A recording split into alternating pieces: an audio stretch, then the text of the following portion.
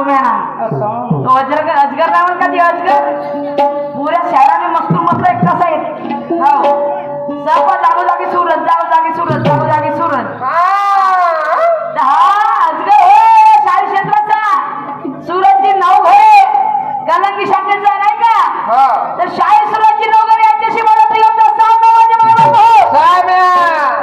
शमई बरोबराची मान करत होती शाही सूरजची नाव घरे यांच्यावरती प्रश्नाची मान्य केली होती प्रश्न असा हिंदू संस्कृतीनुसार म्हणतात की पुण्याला जागा ज्याने पुण्यकर्म केलं त्याला जागा म्हणजे स्वर्गामध्ये आणि ज्याने पाप केलं त्याला जागा म्हणजे नरकामध्ये पण इतिहासानुसार एका इतिहासकाराने लिहून ठेवलेलं आहे की स्वर्ग म्हणजे काय म्हणजे स्वर्गाची डेफिनेशन काय समजलं का शायर साहेब तर स्वर्ग म्हणजे काय हे ऐतिहासिक पद्धतीने मला सांगायचं होतं तर शायर साहेब म्हणतात का की लोकशाही अण्णाभाऊ साठे म्हणतात की आंबेडकर चळवळी मधले जे काम करणारे लोक आहेत त्यांना स्वर्ग म्हणतात आता तुमच्या चरणामाय डोकं आहे माझे माय बाप मला सांगा आंबेडकर चळवळीला मानणारे किती लोक त्याच्यामध्ये हातवरती करा बरं हात हा बस पोटा मोजेतले लोक बाकीचे लोक नाही आहेत आंबेडकरले मानले नाही का त्याला काय भेटलं त्या संविधानात दिलं नाही बाबासाहेबांना बरं असो ज्यांनी माना त्यांनी माना नको माना नाही का पण इथे बघा शाही सूरजची नाव काय तुमच्या समोरच्या गोष्टी कमीत कमी आमच्या लोकांनी बाबासाहेब आंबेडकर चळवळीला मानणारे लोक आहेत आणि आमच्या लोकांचे हात खाली आता मला सांगा त्या अर्ध्या लोकांचे हात खाली नरकात जाणार आहेत का सगळे लोक नरकात जाणार का मला सांगा अरे आंबेडकर चळवळीला मानणारे प्रत्येक लोक नाही आहेत ना ज्यांना बाबासाहेब समजतात तेच लोक मानतात बाकीचे लोक नाही मानत मग ते काय नरकात जाणार आहेत का ते नरकात जाणार आहेत का पण शाहीर साहेब तुमचं कुठंच जमलं नाही प्रश्नाच्या जवळपास येण्याचा प्रयत्न केला नाही का आणि म्हणून म्हणायचं आहे कि लोहा काटा जाता है फौलाद क्यारी से अरे लोहा काटा जाता है फौलाद क्यारी से और कांच काटे जाते हैं हीरे के हिरकनी से क्या बात है और बदला लिया जाता है पुरानी दुश्मनी से सही बात है बदला लिया जाता है पुरानी दुश्मनी से और सवाल किए जाते हैं ज्ञान के धनी से और क्या बात है शाही सूरज जी नव घरे आपने तो मेरे सवाल का जवाब दिया बड़े परेशानी से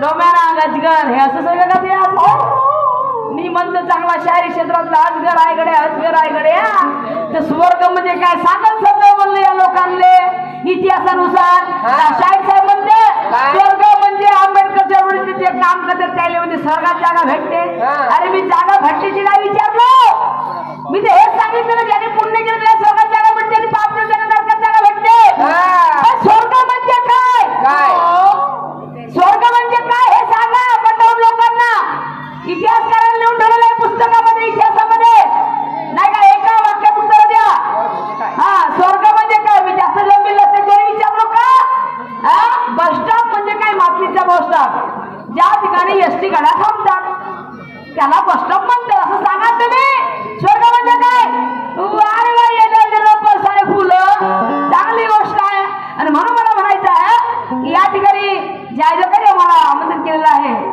इतक्या सुंदर इथल्या आयोजक मंडळी आहेत खूप सुंदर त्यांची सगळी जे कमिटी आहे खूप सुंदर आहे आणि म्हणून म्हणायचं आहे की हम है जिसने बुलाया मेहरबान है उसी की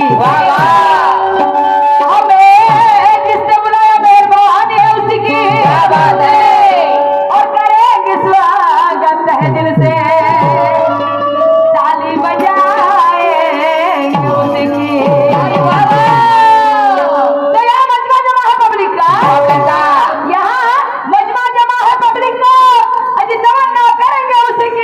और ये हंस करेंगे नाराज तो हमारी शायरी किस काम की ये हंस करेंगे नाराज तो हमारी शायरी किस काम की शायर साहब म्हणायचं या लोकांचं मन आपल्याला जिंकायचं नाराज करायला नाही पाहिजे शायर साहेबांनी माझ्यावर एक सुंदरचा प्रश्न केला प्रश्न असा की संत नामदेव आणि संत ज्ञानेश्वर वारकरी संप्रदायाचा खरा उपासक कोण संत नामदेव का संत ज्ञानेश्वर? हो.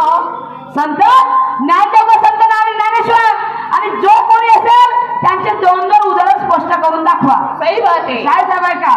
संत ज्ञानेश्वराचं पहिलं उदाहरण की संत ज्ञानेश्वर महाराजांनी भगवद्गीतावर मराठी भाषेत टीका लिहिली आणि जी ज्ञानेश्वरी म्हणून ओळखली जाते, ज्यांनी मराठी साहित्य आणि भक्ती आंदोलनाला पुढे नेले, ज्यांनी भक्ती आंदोलनाला पुढे नेले.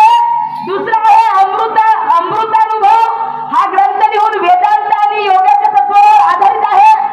या ग्रंथात त्यांनी आत्मा आणि परमात्म्याला एकतेचे सुंदर वर्णन केलेले आहे. हे दुसरं संत नामदेवाचं उदाहरण आहे का? संत नामदेवाने अभंग लिहून भगवान विठ्ठलाची भक्ती आणि प्रेरणा कामना व्यक्त केली. अभंग लिहून भगवान विठ्ठलाची भक्ती आणि प्रेरणा कामना व्यक्त केली,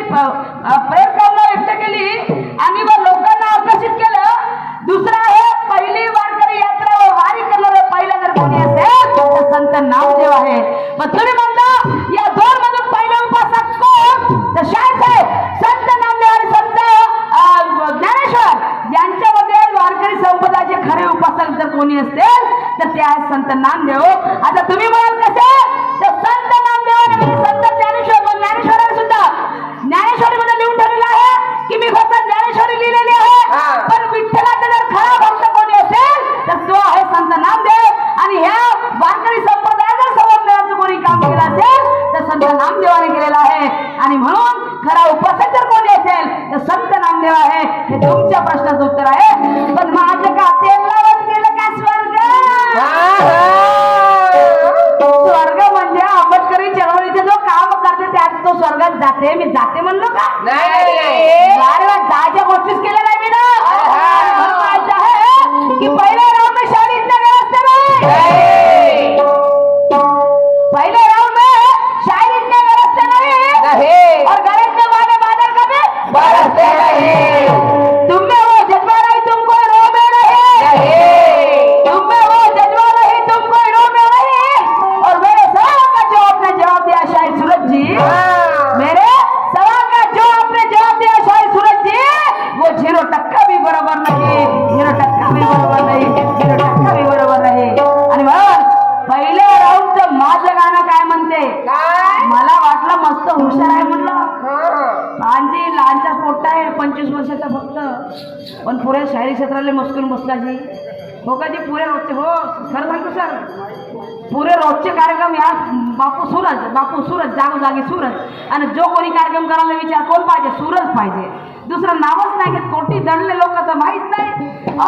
25 वर्षाचा अजून मिशीची कोर येवाची ढंगारी तिची. हो असा जाय वाटल्यास तर. पण पहा ना गोष्टी लंब्या कार्यक्रम म्हणायचं हे सुधरे नाही. पोट्याला बारीक होऊन गेला लमचा. 60 किलोचा वजन होता तर 50 वर पॅन्ट ढिले होऊन राहिले म्हणजे लोकांना सांगते. म्हणून काय म्हणायचं? मला बरं वाटतं का काय म्हणायचं आहे?